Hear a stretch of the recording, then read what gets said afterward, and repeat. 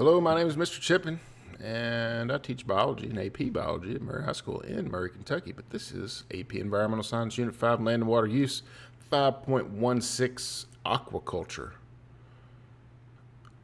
Aquaculture. It's a fun word.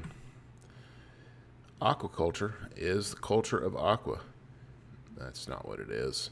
It is farming aquatic organisms, things like fish, shellfish, and seaweed. Don't leave the seaweed out. You know, some people like to eat seaweed paper. Just a thing. So seaweed's important. In controlled environments, here you see controlled environments, people sort of boating around to get to those different farms. They're like swimming pools for fish. It's kind of fun. Let's look at some different things for aquaculture. This is pretty neat. Again, so you have these different fish farms. You have essentially separating them from the rest of the fish population. So this is similar to a crop farm in that you grow wheat in a crop farm, and you are separating the wheat from the rest of the plants in the natural environment. And so there are still fish living in the ocean and everything, but you just have this separate little farming area, right? So let's look at some drawbacks of this. Couple drawbacks that are obvious, I think. Wastewater contamination, nutrient-rich wastewater from all these fish can cause algal blooms and causes eutrophication. We've talked about that in the past. Because you have a concentrated area of fish, very similar to having like the feeding areas we talked about with chickens and other things. You're going to have a lot of waste in a smaller area, can cause problems. You can get those farmed fish escaping into the normal ecosystem, which could cause invasive species. They could potentially outbreed, outperform the native fish, and this would not be good. Reduce biodiversity in the long run. Promotes disease outbreaks, very similar to having a lot of chickens or cows or something like that. So sometimes you need other medicines and that sort of thing in order to keep them sustainable.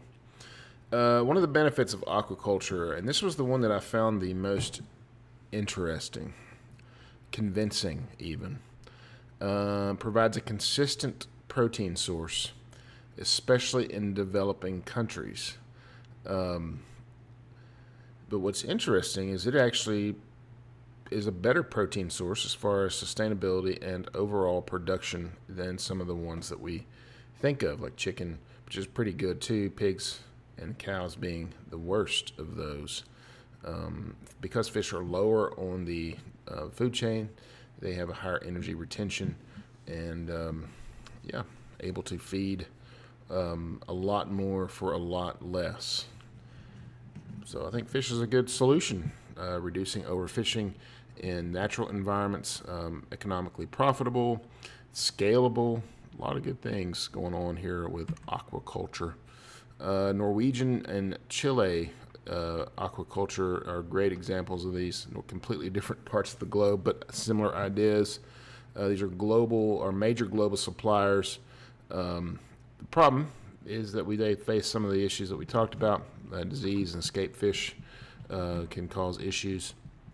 Here is a Chinese carp farm. This is among the oldest and largest aquaculture systems. It's just fascinating to me that this has been around for a very long time.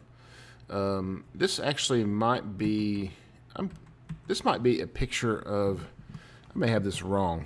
I think this is a catfish farm in the delta of the Mississippi. You can correct me if I'm wrong in the comments. That'd be great, because I don't remember my own picture. But I'm from this part of the world, and I'm not from Mississippi, but I'm from the Mississippi River Delta in our floodplain in Missouri. And we have catfish farms there, and it looks very similar. This would be more of a delta region. You can see the flatness of catfish farms, big deal. Catfish is used quite a bit in this country as far as fishes are concerned, not as much as other countries obviously, but very efficient production, lots of waste, though, and catfish farms require very careful waste management in order to be sustainable. Let's look at a practice problem. A coastal country expands aquaculture to reduce pressure on wild fisheries. Which drawbacks should policymakers consider when designing regulations? We talked about some drawbacks. Let's go find one. Escaped farm fish may compete with wild species and spread disease. I like A. I'm hesitant, though. Usually I'm not hesitant. Usually I'm like A and just keep going. But let's look at the other ones. Aquaculture requires more fuel, larger areas than traditional fishing. No, it doesn't, because it's just right there. Aquaculture eliminates the risk of waste. No, it doesn't. Farmed fish populations cannot reach marketable size. That's not true. A is the correct answer. We liked A at the beginning, but we wanted to be sure. Sometimes that's fine. I would say that most of the time that's probably fine. I would give yourself the benefit of the doubt. A lot of times, anytime you get more information on a test question, it can lead to more confusion as well. And so I always teach that reading less answers is probably better. But sometimes it's okay just to kind of affirm your own selection and sort of make yourself more secure in your answer. A is the correct answer. We've got one more section of Unit 5. I hope you'll join me for 5.17.